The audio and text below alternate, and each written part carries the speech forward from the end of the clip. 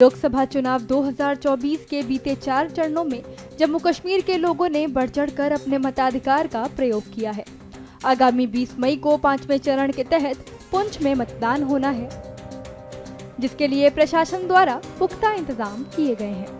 ऐसा इसलिए है क्योंकि पुंछ का इलाका LOC की सीमा के काफी नजदीक है। ऐसे में मतदान के समय सीमा पार से आतंकी हमले का खतरा बढ़ा हुआ है। सीमा पार से गोलीबारी का खतरा भांपते हुए पुंछ में कुछ खास इंतजामों के तहत स्कूल में बने बंकरों के अंदर मतदान की योजना बनाई गई है। इस विषय पर पुंछ के जिला निर्वाचन अधिकारी यासीन चौधरी का क्या कुछ कहना है, सुनिए। हमने इन पोलिंग स्टेशंस के लिए which are at least up till 0 to 5 kilometre range एक कंटिजेंसी प्लान प्रिपेयर किया है, which is a standard practice in every general elections in those districts which are located on the border in LOC and where there is a possibility of shelling exchange.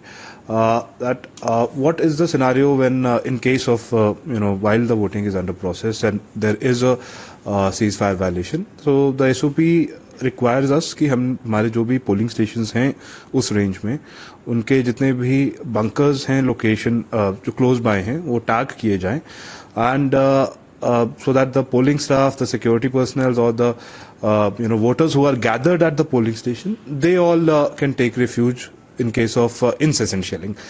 And separately in case of movement, वो BP bunkers जो movable bunkers हैं उनका भी provision रखा गया है।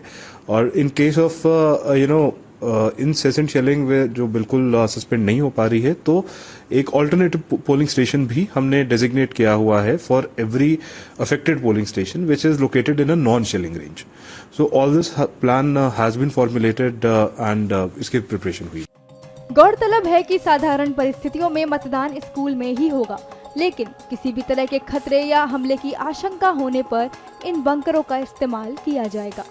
ऐसा इसलिए है क्योंकि आकस्मिक परिस्थितियों के लिए इस्तेमाल किए जाने वाले बंकर मतदान प्रक्रिया के दौरान पालन किए जाने वाले निर्वाचन आयोग द्वारा बनाए गए नियमों के अनुरूप नहीं है। इन्हें केवल विशेष परिस्थितियों में ही मतदान के लिए प्रयोग किया जा सकता है।